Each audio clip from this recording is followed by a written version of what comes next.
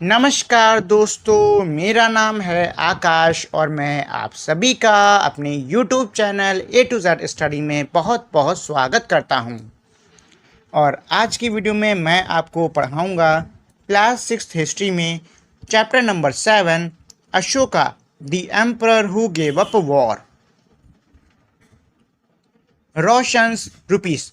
तो देखिए दोस्तों, हर चैप्टर के स्टार्ट में क्या होता है, एक आर्टिकल होता है और इस चैप्टर के स्टार्ट में भी हमारा एक आर्टिकल है। और एक और चीज़ हो सकता है कि जो नई बुकें आ रही हों उसमें जो चैप्टर का नाम है वो ये लिखा हुआ है, from a kingdom to an empire. ठीक है, तो देखो ये हमारा यही वाला चैप्टर है, अशोका वाला ही है ये। ठीक है, बस कुछ बुकों में ये टाइटल हमारा लिख के आ रहा है, टेंशन मत लीजिएगा, दोनों एक ही चीज़ है। ठीक, कंफ्यूज मत होना। चलो जी, अपने इस आर्टिकल को पूरा करते हैं। Roshan's rupees. Roshan clutched the crisp note that her grandfather had given her on her birthday. क्या कह रहा है कि भाई रोशन ने एक करारा नोट है जो कि उसके दादाजी ने उसके बर्थडे पर दिया है, उसको अपने हाथ में पकड़ रखा है। करारा नोट, मस्त मस्त नया नया। While she badly wanted to buy a new CD, she also wanted to just see and feel the brand new note। क्या कह रहा है कि भाई वो बहुत बुरा उसका मन था कि यार नई नवेली सीडी ले ली जाए, लेकिन वो नए नए नोट को अपने हाथ से जाने भी नहीं देना चाहती। मतलब ये है कि वो बस उस नोट को अपने हाथ में पकड़े पकड़े महसूस करना चाहती है। अच्छा, ईमानदारी से कहना कि भाई कितने लोग हैं यहाँ पे जिनको नई नई बुकों की खुशबू और नोटों की खुशबू अच्छी लगती है। ठीक है, ईमानदारी से बताना, जिनको जिनको अच्छी लगती है वो नीचे कमेंट में बताओ कि हाँ मुझको नए नए बुक की खुशबू अच्छी लगती है। भाई मुझे तो बहुत अच्छी लगती है, आप लोग का पता नहीं। It was then that she noticed that all of them had a smiling face of Gandhiji printed on a right and a tiny set of lions on left। क्या कह रहा है कि उसने तभी एक चीज गौर से देखी, एक चीज उसने नोटिस करी। क्या नोटिस करी कि भाई हर नोट पर एक गांधी जी की मुस्कुराती हुई फोटो है। कहाँ पे? राइट साइड में। और लेफ्ट साइड में लायंस के एक सेट है, मतलब 2-3 लायंस की फोटो बनी हुई है। What were the lions there for? She wondered। वो सोचने लगे कि यार लायन यानी कि शेर यहाँ पर क्या कर रहे हैं, मतलब उसके मन में ख्याल आया। The lions that we see on our note and coin have a long history। क्या कह रहा है? वो शेर जो कि हम लोग अपने सिक्के या फिर नोट पर देखते हैं उनका बहुत लंबा इतिहास है। They were carved in stones and placed on top of a massive stone pillar at Sarnath. उनको स्टोन्स के, मतलब स्टोन जो होता है पत्थर, उस पर कार्व किया गया था, यानी उस पर तराशा गया था, या फिर बड़े बड़े जो पत्थर वत्थर होते हैं उन पे तराशा गया था। और फिर उनको क्या किया है, लंबे लंबे जो स्तंभ हैं, जो खंबे हैं, उनके ऊपर सारनाथ में रख दिया गया था। अच्छा, सारनाथ बताओ आप में से कितने लोगों को पता है कि सारनाथ कौन सी जगह है? हिंट देता हूँ, ये जो सारनाथ नाम है ये आपके पिछले चैप्टर से जुड़ा हुआ है और गौतम बुद्ध से जुड़ा है। ठीक है, चलो बताओ भाई सारनाथ कौन सी जगह, नीचे कमेंट करके बताना। Ashok was one of the greatest ruler known to history and on his instructions inscriptions were inscribed on pillar as well as on rock surface. क्या कह रहा है कि जो अशोका है वो हमारे इतिहास के महानतम राजाओं में से, महानतम शासकों में से एक है, और उसी के निर्देशानुसार यानी उसी के निर्देश के ऊपर जो मतलब कुछ बड़े बड़े पत्थर थे या फिर कुछ बड़े बड़े खंबे थे जिन पे कुछ चीज़ें गुदवाई गई थी। Before we find out what was written in these inscriptions, इससे पहले हम ये पता करें कि इन इंस्क्रिप्शंस में लिखा क्या है, let us see why his kingdom was called an empire. चलो हम लोग देखते हैं कि उसका जो राज्य है वो साम्राज्य क्यों कहा जाता था। The empire that Ashoka ruled was founded by his grandfather Chandragupta Maurya more than 2300 years ago। क्या कह रहा है कि भाई जो राज्य जिस पर अशोक राज करता था वो उसके दादाजी चंद्रगुप्त मौर्य द्वारा उसकी स्थापना 2300 साल पहले करी गई थी। Chandragupta Maurya was supported by a wise man called named Chanakya और कौटिल्य। क्या कह रहा है? चंद्रगुप्त मौर्य का सपोर्ट यानी चंद्रगुप्त मौर्य का साथ एक बहुत ही अक्लमंद, एक बहुत ही विद्वान व्यक्ति थे जिनका नाम था चाणक्य, जिनको कि हम लोग कौटिल्य के नाम से भी जानते हैं, उन्होंने दिया था। Many of the Chanakya ideas were written down in a book called Arthashastra. Chanakya कई सारे उपाय, कई सारे आइडियाज, एक किताब है जिसका नाम है अर्थशास्त्र, उसमें लिखी हुई है। चलो, आगे बढ़ने से पहले यहाँ पे एक आर्टिकल है, उसको पढ़ लेते हैं। तो आर्टिकल है हमारा डायनेस्टी के ऊपर। डायनेस्टी को हिंदी में हम लोग वंश कहते हैं। तो देख लेते हैं भाई डायनेस्टी किसको कहते हैं। When a member of the same family became ruler one after another, the family is often called a dynasty। क्या कह रहा है, जब सेम परिवार यानी कि सेम यानी एक ही परिवार के अलग अलग जो सदस्य हैं वो एक के बाद एक राजा बनने लग जाते हैं, शासक बनने लग जाते हैं, तो उन परिवारों को या ऐसे परिवारों को हम लोग वंश कहते हैं। ठीक है, मतलब ये कि भाई मान लो कहीं पे कोई व्यक्ति राजा बना, उसके बाद उसका बेटा राजा बन गया, फिर उसका बेटा राजा बन गया, फिर उसका बेटा राजा बन गया। मतलब ये कि इस तरीके से जब राजा के बाद में उसका बेटा बेटे फिर राजा बनेगा, बेटा राजा बनेगा, इस प्रकार से जब हम कहीं पर भी पैटर्न देखते हैं तो ऐसे परिवारों को हम क्या कहते हैं, वंश कहते हैं। The Maurya were a dynasty, जो मौर्य हैं वो डायनेस्टी थे यानी वो एक वंश थे। विथ 3 इंपॉर्टेंट रूलर, उनके 3 महत्वपूर्ण शासक थे। कौन कौन थे? चंद्रगुप्त, चंद्रगुप्त के बेटे थे बिंदुसार, बिंदुसार के बेटे थे अशोक। ठीक है, तो सबसे पहले चंद्रगुप्त बैठे हैं, फिर उनके बेटे बिंदुसार बैठे हैं, फिर उसके बेटे अशोक बैठे हैं। There were several cities in the empire. क्या कह रहा है कि भाई एक एम्पायर के अंदर, एक साम्राज्य के अंदर कई सारे शहर आते हैं। Marked with black dot on the map, जिनको कि ब्लैक डॉट से निशान लगाया गया है मैप पर। कौन से मैप पर? इस वाले मैप पर, ये वाला मैप है। ठीक है, ये आपको पेज नंबर 63 पे मिल जाएगा। और जहाँ जहाँ पे भी ब्लैक डॉट है वो इम्पोर्टेंट सिटीज़ थे किनके? अशोक के साम्राज्य के टाइम पे। अच्छा, जहाँ जहाँ पे जो रेड कलर का डॉट लगा है ये वो जगह है जहाँ से उसके जो इंस्क्रिप्शन है वो मिले हैं।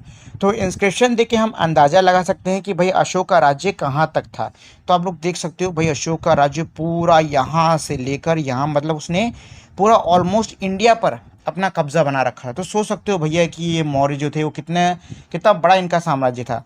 इतना बड़ा साम्राज्य बस आपको एक मुगल्स के टाइम पे देखने को मिलेगा, नहीं तो आई थिंक मुझे नहीं लगता कि भाई इंडिया में कोई और ऐसा राजा या कोई और ऐसा वंश रहा है जिसने इतना बड़ा एरिया अपने अंदर में लिया है। सिर्फ मुगल और मौर्य हैं जो कि इतने लंबे एरिया को अपने अंदर कर पाए हैं। चलिए जी, Taxila was the gateway to the north west. Taxila जो थी ये गेटवे थी, मतलब ये कि अगर किसी को भी नॉर्थ वेस्ट आना जाना है या फिर सेंट्रल इंडिया आना जाना है तो सेंट्रल एशिया आना जाना है तो उसको कहाँ से? तक्षशिला होके ही जाना होता था। ठीक है, अच्छा। While Ujjain lay on the route from north to south, जबकि जो उज्जैन है वो नॉर्थ इंडिया से साउथ इंडिया के रास्ते में पड़ता था। Merchant, official, craft person probably lived in the cities, इन शहरों में शायद जो व्यापारी है, जो अफसर हुआ करते थे, और जो क्राफ्ट पर्सन थे। क्राफ्ट पर्सन कौन? जो चीज़ों को बनाने का काम करते हैं, शायद ये लोग रहा करते थे। In other areas there were villages of farmer and herder, बाकी क्षेत्रों में किसानों और चरवाहों के गांव थे। In some area such as central India के कुछ एरियाज में there were forest where people gathered forest produce and hunted animal for food.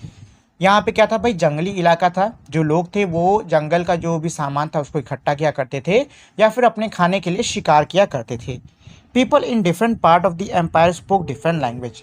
जो इनका जो एम्पायर है, जो साम्राज्य है, उसके जो अलग अलग क्षेत्र में रहने वाले, अलग अलग जगह पर रहने वाले जो लोग हैं वो अलग अलग भाषा बोला करते थे। शायद वो लोग अलग अलग खाना भी खाते हों और शायद अलग अलग प्रकार के कपड़े भी वो लोग पहनते हों। How are empire different from kingdom. क्या कह रहा है कि भाई जो एम्पायर हैं वो किंगडम से कैसे अलग है? तो भाई एम्परर जो है उसको बहुत सारा क्या चाहिए? रिसोर्स चाहिए। क्यों चाहिए? क्योंकि भाई आप लोग जानते हो एम्पायर यानी कि जो ये होता है साम्राज्य होता है ये बहुत बड़ा होता है। मतलब किसी राज्य, किसी छोटे से किंगडम से बहुत ज़्यादा बड़ा होता है। और इतनी ज़्यादा बड़ी जगह को चलाने के लिए सीधे से बात संसाधन चाहिए कि नहीं चाहिए? तो राजा को, मतलब जो इन साम्राज्य के जो बादशाह होते, जो राजा होते थे, उनको ज़्यादा संसाधन चाहिए होते थे एज़ कम्पेयर टू किसी नॉर्मल किंगडम के किंग से। ठीक है, अच्छा। बड़ी बड़ी सेनाएं यानी बिग आर्मीज चाहिए होती थी। So also they need a large number of official who collect tax. साथ ही में क्योंकि ज़्यादा जगह है तो उनको ज़्यादा अफसर भी चाहिए जो कि टैक्स को यानी कि कर को इकट्ठा कर सके। Ruling the empire, as the empire was so large different parts were rule differently. क्या कह रहा है भाई? जो हमारा एम्पायर है, जो हमारा साम्राज्य है, ये बहुत ज़्यादा बड़ा होता है, इसलिए इसके अलग अलग हिस्सों को अलग अलग तरीके से रूल किया जाता था यानी कि चलाया जाता था। The areas around Pataliputra was under the direct control of the emperor. जो क्षेत्र पाटलिपुत्र के आसपास था वो एम्पर यानी कि जो राजा है उसके डायरेक्ट कंट्रोल यानी डायरेक्ट उसके काबू में था। वो अपने हिसाब से जैसे चाहे वैसे उनको चला सकता था।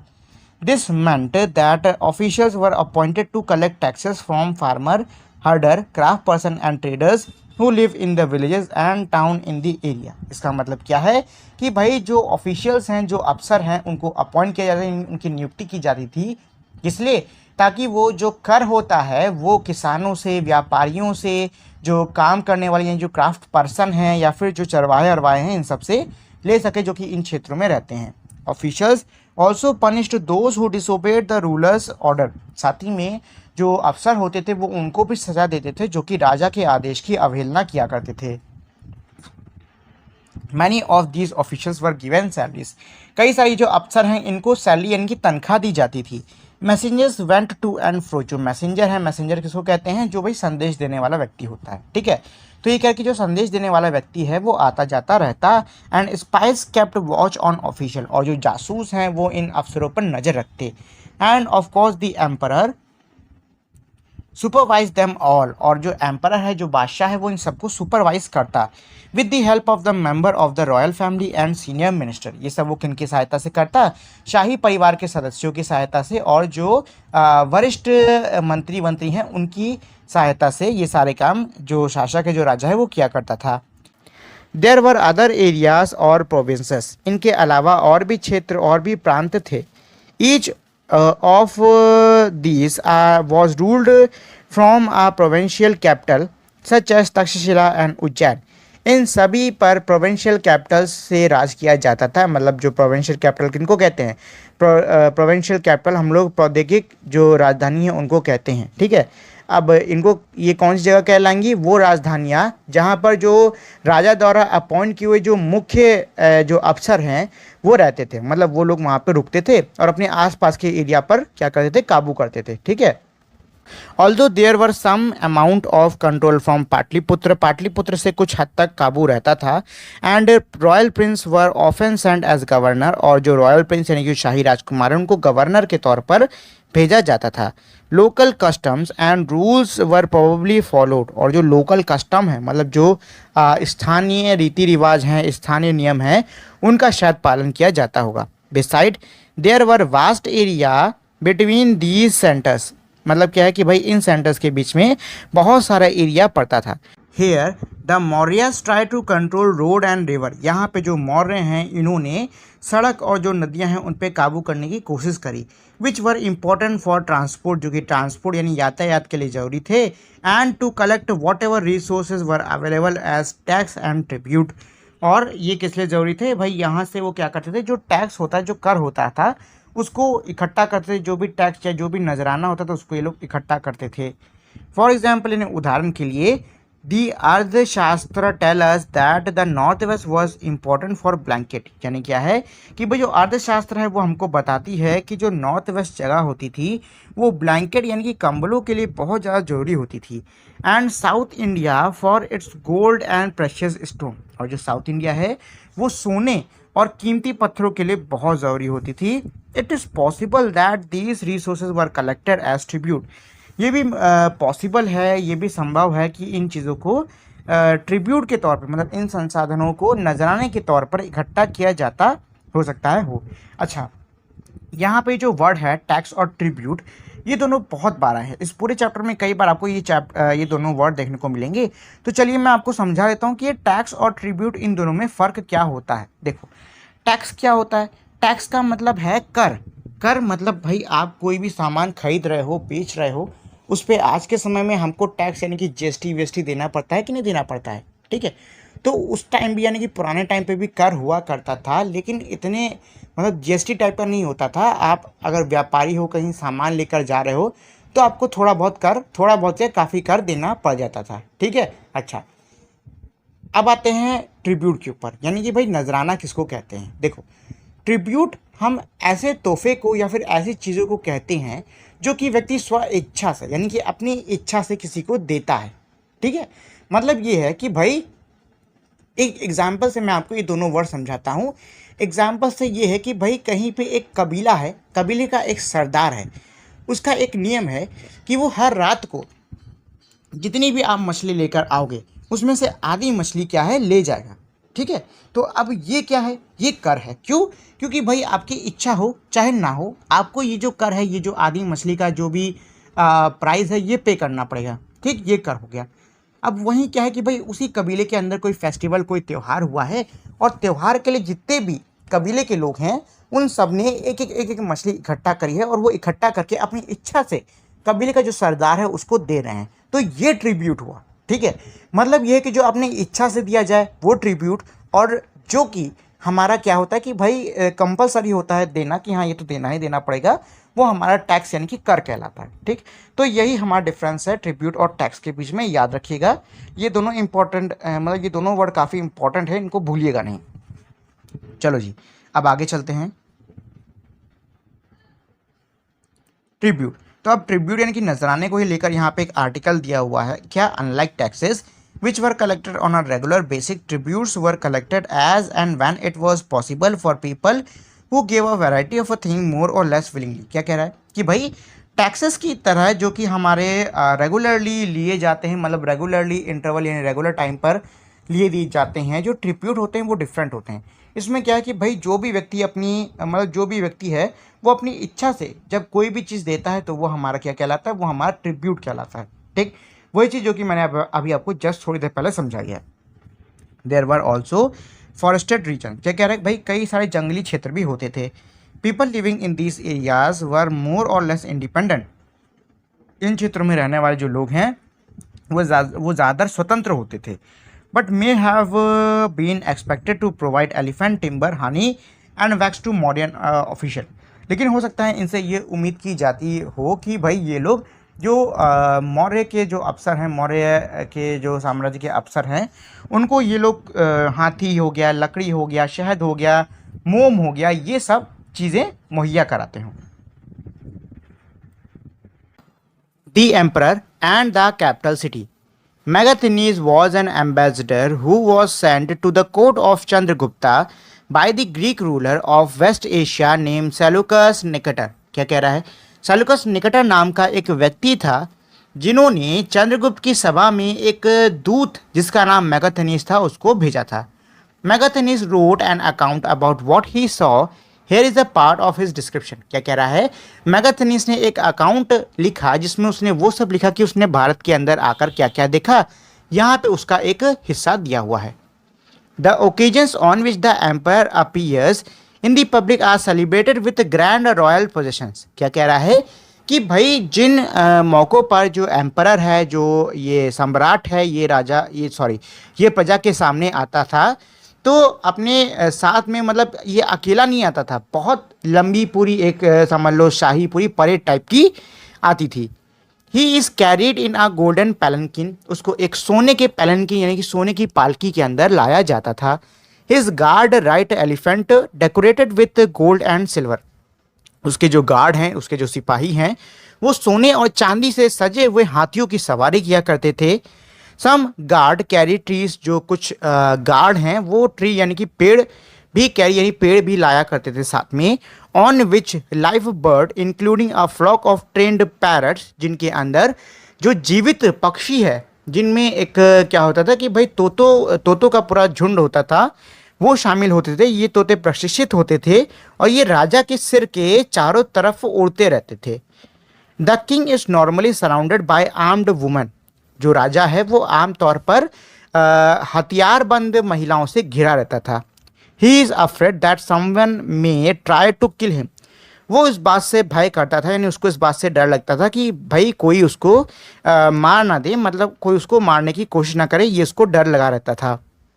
He has special servant to taste the food before he eat, उसके पास खास सर्वेंट यानी खास सेवक थे, खास नौकर थे, जो कि उसके खाना खाने से पहले उसके खाने को टेस्ट यानी कि चखा करते थे। He never sleep in the same bedroom for 2 nights, वो सेम बेडरूम यानी सेम शयन कक्ष में 2 बार नहीं सोता था। मतलब अगर आज इस बेडरूम में सो गया तो कल वो इस बेडरूम में, अब कल क्या मतलब वो कभी भी इस बेडरूम के अंदर नहीं सोएगा, मतलब ये हर दिन अपना कमरा ही बदलते रहते हैं। And about Pataliputra the modern day Patna he road this is a large and a beautiful city, यानी कि पाटलिपुत्र यानी कि जो कि आज के समय की पटना है, उसके बारे में इस व्यक्ति ने लिखा कि ये बहुत ही बड़ा और सुंदर शहर है। It is surrounded by a massive wall, ये विशालकाय दीवारों से घिरी हुई है। It has 570 towers and 64 gate, इसके अंदर 570 टावर हैं, यानी 570 इसके अंदर लंबे लंबे टावर बने हुए हैं और 64 दरवाजे हैं। The houses of 2 and 3 stories are build of wood and mud, जो घर हैं वो 2-3 मंजिला जो कि कीचड़ और लकड़ी के बने हैं। The king palace is also of wood and decorated with stone carving, जो राजा का महल है वो लकड़ी का बना है और उस पर लकड़ी पर बहुत ही अच्छी कार्विंग यानी उस पर बहुत ही अच्छी नक्काशी की गई है। It is surrounded with a garden and enclosed for keeping bird, क्या कह रहा है कि भाई ये बगीचे से घिरा हुआ है और बंद है ताकि इसमें चिड़ियों को रखा जा सके। Why do you think the king had special servant to taste the food he ate, आपको क्या लगता है कि भाई राजा जो है वो अपने लिए खास नौकर क्यों रखता था जो कि उसके खाने को चखते थे? तो भाई सीधी सी बात है, इसलिए रखता होगा कि उसको डर होगा कि कहीं कोई उसके खाने में जहर मिला के उसको खिला ना दे, ठीक है। तो सीधी सी बात है, इसलिए तो रखेगा कि नहीं रखेगा। In what way was Pataliputra different from Mohenjodaro, क्या कह रहा है कि भाई जो पाटलिपुत्र है वो मोहनजोदड़ो से किस प्रकार से अलग है।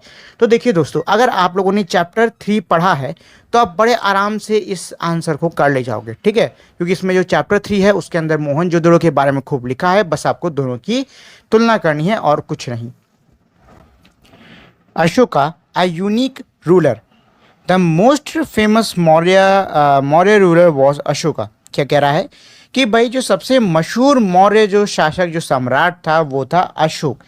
ही was the first ruler who try to take his message to the people, वो पहला शासक था, वो पहला सम्राट था जिसने कि अपने संदेश को लोगों तक पहुंचाने की कोशिश करी, किसके द्वारा? इंस्क्रिप्शंस के द्वारा। मोस्ट ऑफ अशोक्स इंस्क्रिप्शंस वर इन प्राकृत, ज़्यादातर जो अशोक के जो संदेश थे वो प्राकृत भाषा के अंदर थे जो कि उस टाइम की सामान्य लोगों की भाषा थी। And were written in Brahmani script, और ये ब्राह्मणी स्क्रिप्ट में लिखा जाता था। Ashoka war in Kalinga, Kalinga is the ancient name of coastal Orissa, जो कलिंग है ये जो उड़ीसा का जो कोस्टल क्षेत्र है, जो तटीय इलाका है, उसका पुराना नाम हुआ करता था। Ashoka fought a war to conquer Kalinga, Ashok ने एक युद्ध लड़ा था कलिंग को जीतने के लिए। However he was so horrified when he saw the violence and the bloodshed that he decided not to fight any more war, क्या कह रहा है कि लेकिन जब उसने बहुत सारी हिंसा, बहुत सारा रक्तपात, बहुत सब खून खराबा देखा तो वो ये सब देखकर बहुत ज़्यादा हॉरिफाइड हो गया और फिर उसने फैसला किया कि वो अब से दोबारा कभी युद्ध नहीं लड़ेगा।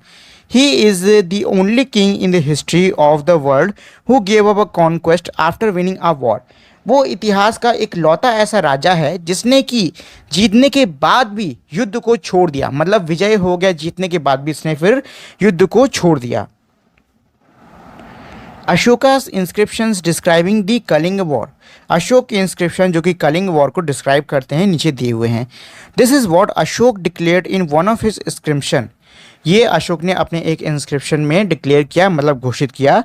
8 years after becoming a king I conquered Kalinga, मतलब राजा बनने के 8 साल बाद में मैंने कलिंग पर विजय हासिल कर ली। About 1.5 lakh people were captured, 1 lakh यानी कि 1.5 लाख लोग जो है उनको पकड़ लिया गया है। And more than 1 lakh of people were killed, lakh से ज़्यादा लोग मारे गए हैं। दिस फील्ड में विद सौरो वाई, ये मुझे सौरो यानी कि ये मुझे दुख से भर देता है। When ever an independent land is conquer lakhs of people died, जब कभी भी कोई स्वतंत्र भूमि पर कब्जा किया जाता है तो लाखों लोग मारे जाते हैं। And many are taken prisoners, और हो सकता है उनको बंदी बना लिया जाए। ब्राह्मण एंड मंक्स ऑल्सो डाइड, जो ब्राह्मण जो पंडित होते हैं, जो साधु संत होते हैं, वो भी इसमें मारे जाते हैं। People who are kind to their relative and friend to their slaves and servant died, वो लोग जो कि अपने रिश्तेदार, दोस्त, अपने गुलाम, अपने सेवक, इन सब के प्रति बहुत ही ज़्यादा दयालु होते हैं, वो भी मरते हैं और लूज देयर लव्ड वन, या फिर उनके भी किसी प्रियजन का जीवन जाता है। That is why I am sad, इसीलिए मैं बहुत ही दुखी हूँ। And I decided to observe dhamma, और इसीलिए आज से मैंने धर्म का पालन करना, मतलब मैंने फैसला किया कि आज से मैं धर्म का पालन करूँगा। And teach other about it as well, और साथ ही में मैं दूसरों को इस बारे में सिखाऊंगा। I believe that winning people over through Dhamma is much better than conquering them through force. मेरा ये मानना है, मेरा ये विश्वास है कि लोगों को धर्म के माध्यम से जितना ज़्यादा सही है युद्ध की तुलना में। I am inscribing this message for the future, मैं ये संदेश भविष्य के लिए इस पर गुदवा रहा हूँ। So that my son and grandson after me should not think of war, ताकि मेरा बेटा और उनका जो बेटा यानी मेरा जो पोता है वो युद्ध के बारे में ना सोचे।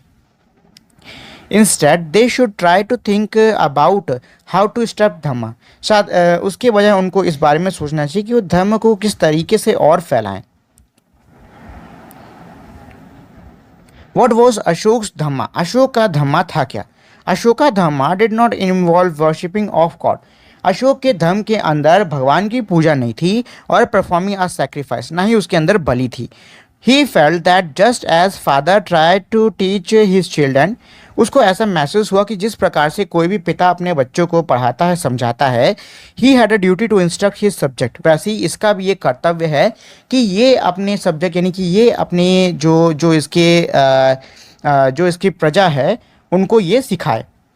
He also inspired by the teaching of the Buddha, वो बुद्धा की टीचिंग यानी कि बुद्ध के जो ज्ञान था उससे भी काफ़ी ज़्यादा इंस्पायर हुआ था। There were a number of problems that troubled him, कई सारी परेशानियां थीं जो कि उसको परेशान करती थी।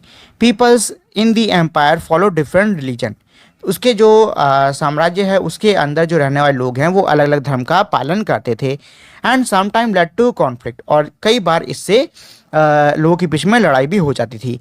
एनिमल्स वर सेक्रीफाइस, जानवरों की बलि दी जाती थी। Slaves and servant were ill treated, जो गुलाम हैं, जो नौकर हैं, जो सेवक हैं, उनके साथ में अच्छा व्यवहार नहीं किया जाता था। इसके अलावा there were quarrels in families, परिवारों के अंदर लड़ाई होती। एंड अमंग्स नेबर्स, और साथ में पड़ोसियों के बीच में भी लड़ाई होती। Ashoka felt that it was his duty to solve this problem, Ashoka ने ऐसा महसूस किया कि भाई इन सबको सुलझाना उसका कर्तव्य है। So he appointed officials known as dharma mahamatta, तो इसने धर्म महामत नाम के अफसरों को नियुक्त किया। Who went from place to place teaching people about dhamma, जो कि जगह से दूसरी जगह जाते और लोगों को धर्म के बारे में जानकारी देते। बिसाइड, इसके अलावा Ashok got his messages inscribed on rock and pillar, इसके अलावा जो अशोक है उसने अपने संदेश को बड़े बड़े स्तंभों, बड़े बड़े पत्थरों पर भी गुदवाया। Instructing his official to read his message to those who could not read it by themself, उसने अपने जो ऑफिशियल हैं उनको ये आदेश दिए कि वो इस संदेश को उन लोग को पढ़कर सुनाएं जो कि खुद से नहीं पढ़ सकते हैं। Ashok also sent messengers to spread the idea of dhamma to other land such as Syria, Egypt, Greece and his son Mahendra and daughter Sanghamitra to Sri Lanka. क्या कह रहा है कि जो अशोक है उसने अपना इस जो धर्म का संदेश है उसको फैलाने के लिए उसने मैसेंजर्स भेजे बाहर की ज़मीन, जैसे कि सीरिया हो गया, इजिप्ट हो गया, ग्रीस, यहाँ सब पे उसने संदेश भेजा था लोगों के द्वारा। और साथ ही में उसने अपने बेटे महेंद्र और अपनी बेटी संघमित्रा को श्रीलंका भेजा था ताकि वो वहाँ जाके जो धर्म है इसका प्रचार कर सके। Try and identify these on the map 670-71, क्या कह रहा है, पेज नंबर 70-71 पर आपको एक मैप मिलेगा, उसमें आपको इन सबको आइडेंटिफाई यानी ढूंढने की कोशिश करनी होगी। ही बिल्ड्स रोड, उसने सड़कें बनवाई। डग वेल, कुएं खुदवाए। एंड बिल्ड रेस्ट हाउसेस, साथ ही में उसने आराम करने के लिए कक्ष यानी कि घर भी बनवाए। बिसाइड, इनके अलावा he arrange for medical treatment for both human beings and animal, इसके अलावा उसने चिकित्सा के प्रबंध करवाए दोनों इंसान और जानवरों के लिए, मतलब उसने इंसानों और जानवरों दोनों के लिए ही इलाज विलाज हो उनका, उसका इसने क्या करा है, अरेंजमेंट करा है, यानी उसने पूरे ये प्रबंध करवाए। Ashok message to his subjects, Ashok का जो एक संदेश था अपने सब्जेक्ट्स के लिए, अपने लोगों के लिए, वो क्या था, people perform a variety of ritual when they fall ill. लोग जो है कई सारे कर्मकांड करते हैं जब वो बीमार पड़ जाते हैं। When their childrens got married, जब उनके बच्चों की शादी होती है। व्हेन चिल्ड्रंस आर बॉर्न, जब बच्चे पैदा होते हैं। और when they go on a journey, और या फिर जब भी वो सफ़र पे जाते हैं। These rituals are not useful, ये जो रिचुअल्स हैं, ये जो कर्मकांड हैं, ये किसी काम के नहीं हैं। If instead people observe other practices, this would be more fruitful. What are these other practices? इसके अलावा अगर लोग कुछ और अलग कर्मकांड करते हैं तो वो ज़्यादा फल देगा, वो ज़्यादा अच्छा मतलब कि उसका आपको परिणाम मिलेगा। अब ये बाकी प्रैक्टिस क्या थी? तो इनमें थी कि भाई अपने सेवकों से और अपने गुलामों से हमेशा जेंटली, बहुत ही अच्छे से पेश आओ, ठीक है। जो आपके बड़े हैं उनका सम्मान करिए। दुनिया में जितने भी क्रिएचर हैं, जितने भी जीव हैं, उनके प्रति दया रखो। Giving gifts to Brahman and monk, जो साधु संत हैं उनको आपको तोहफे देने चाहिए। It is both wrong to praise one owns religion और क्रिटिसाइज अनदर, खुद के धर्म की तारीफ करना और दूसरे के धर्म की बेइज्जती करना ये बहुत गलत है। Each one should respect the other religion, हर किसी को दूसरे के धर्म का सम्मान करना चाहिए। If one praises one's own religion while criticizing the another, one is actually doing greater harm to one's own religion. अगर कोई अपने खुद के धर्म की तारीफ कर रहा है और दूसरे के धर्म की बेइज्जती कर रहा है, दूसरे के धर्म को खराब बोल रहा है, तो वो खुद के धर्म को ही नुकसान पहुंचा रहा है। Therefore, one should try to understand the main ideas of another religion and respect them. क्या कह रहा है कि भाई इसीलिए किसी भी व्यक्ति को, मतलब कोई भी जो व्यक्ति है उसको, जो दूसरे धर्म हैं उनके जो मुख्य विचार हैं उनको समझने की कोशिश करनी चाहिए और साथ ही में उसे किसी भी धर्म का, मतलब हर धर्म का सम्मान करना चाहिए। अब ये हो गया हमारा पूरा चैप्टर। अब चलिए इसके क्वेश्चन आंसर्स कर लेते हैं। बट क्वेश्चन आंसर्स करने से पहले अगर दोस्तों आप लोगों ने अब तक इस वीडियो को लाइक, अपने दोस्तों के साथ में शेयर और मेरे चैनल को सब्सक्राइब नहीं किया है तो प्लीज़ आप लोग इस वीडियो को लाइक, शेयर और चैनल को सब्सक्राइब कर दीजिए। चलिए अब हम लोग क्वेश्चन आंसर्स कर लेते हैं। तो पहला क्वेश्चन है, make a list of the occupation of the people who live within the Maurya empire. क्या कह रहा है कि भाई उन व्यवसायों की सूची बनाइए जो कि मौर्य एम्पायर के अंदर रहने वाले लोग करते थे। तो ये लो भाई, सूची आपके सामने है। खेती बाड़ी करते थे, सामान बनाते थे, व्यापार करते थे, चरवाहे थे, साथ में शिकार विकार किया करते थे और व्यापारी थे। चलो अब इसके बाद में फिल इन दी ब्लैंक्स है। तो क्या कह रहा है, ऑफिशियल्स कलेक्ट खाली जगह from the area under the direct control of rulers. क्या कह रहा है, शासकों के जो डायरेक्ट कंट्रोल में जो क्षेत्र थे वहाँ से जो ऑफिशियल हैं, जो अफसर थे, वो क्या इकट्ठा करते थे, वो करते थे टैक्सेस यानी कि करों को इकट्ठा। अगला दिया है कि royal princes often went to the province as, मतलब जो रॉयल प्रिंस, जो शाही राजकुमार हैं, उनको प्रांतों में भेजा जाता था। कैसे रूप में, मतलब किस रूप में? गवर्नर के रूप में। तो यहाँ गवर्नर आएगा, ठीक है। जो मौर्य रूलर्स थे उन्होंने किस पे काबू करने की कोशिश करी? रोड और रिवर्स पर। अच्छा, जो लोग जंगल में रहते थे वो मौर्यों को क्या देते थे? वो हाथी और जो जंगल से मिलने वाली सामग्री है वो दिया करते थे। अब ट्रू फॉल्स, उज्जैन जो है वो नॉर्थ वेस्ट का क्या था? गेटवे था। नहीं, वो था तक्षशिला, ठीक। तो ये फॉल्स है। चंद्रगुप्त के आइडिया अर्थशास्त्र में लिखे हैं। जी नहीं। चाणक्य के आइडिया अर्थशास्त्र में लिखे हैं। ये भी हो जाएगा फॉल्स। कलिंग जो है वो बंगाल का प्राचीन नाम है। जी नहीं। कलिंग जो है वो तटीय उड़ीसा का प्राचीन नाम है। तो ये भी हो गया फॉल्स। ज़्यादातर जो अशोक के इंस्क्रिप्शन हैं वो ब्राह्मणी स्क्रिप्ट में लिखे हैं। एकदम सही। कौन सी भाषा है? भाषा है प्राकृत। और लिपि क्या है, यानी कि स्क्रिप्ट कौन सी है? वो है ब्राह्मणी। इसके बाद अगला क्वेश्चन है, what were the problem that Ashok wanted to solve by introducing dhamma. यानी कि अशोक किन किन परेशानियों का समाधान करना चाहता था धम्मा इंट्रोड्यूस करके? तो ये इसका आंसर है, Ashok wanted to solve the following problem. Ashok जो है वो इन परेशानियों को सॉल्व करना चाहता था धम्मा को इंट्रोड्यूस करके। कौन कौन से थे? इंटर रिलीजन, यानी कि धर्म से जुड़ी हुई जो कॉन्फ्लिक्ट, जो लड़ाइयाँ हैं उनको वो ख़त्म करवाना चाहता था। जानवरों की बलि को रुकवाना चाहता था। जो लोग अपने गुलामों और जो सर्वेंट्स हैं उनके साथ में इल ट्रीटमेंट कर रहे हैं उनको वो बंद करवाना चाहता था।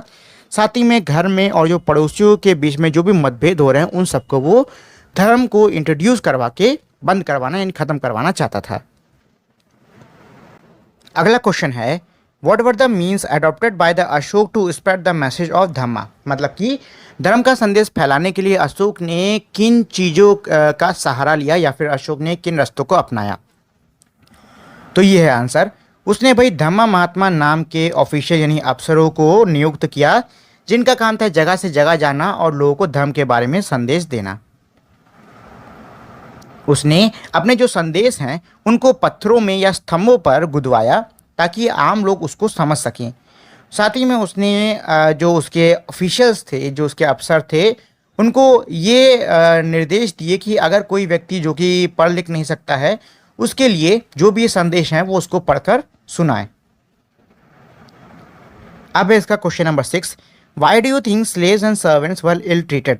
आपको क्या लगता है कि जो गुलाम हैं, जो नौकर हैं, उनके साथ में बुरा बर्ताव क्यों किया जाता था।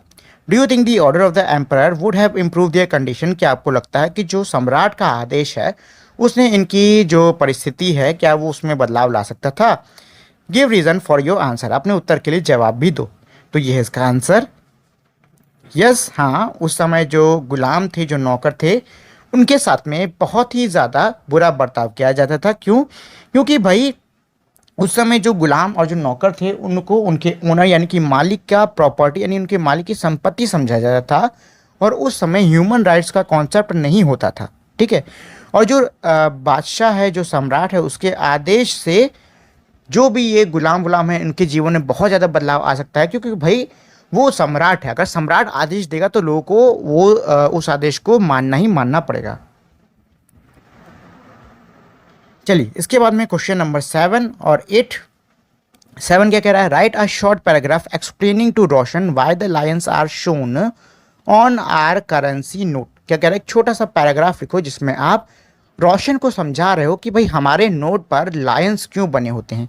List at least one other object on which you see them. क्या कह रहा है, एक और ऐसे ऑब्जेक्ट का नाम बताओ जिस पर आप लायंस को देखते हो। तो जो पुलिस वालों का बैच होता है ना उसमें भी लायंस बने होते हैं।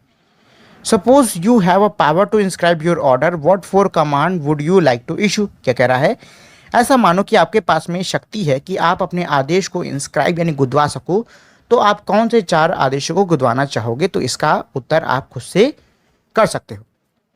तो ये था हमारे आज का लास्ट क्वेश्चन। इसी के साथ में हमारा ये जो चैप्टर है ये पूरा कंप्लीट हो गया।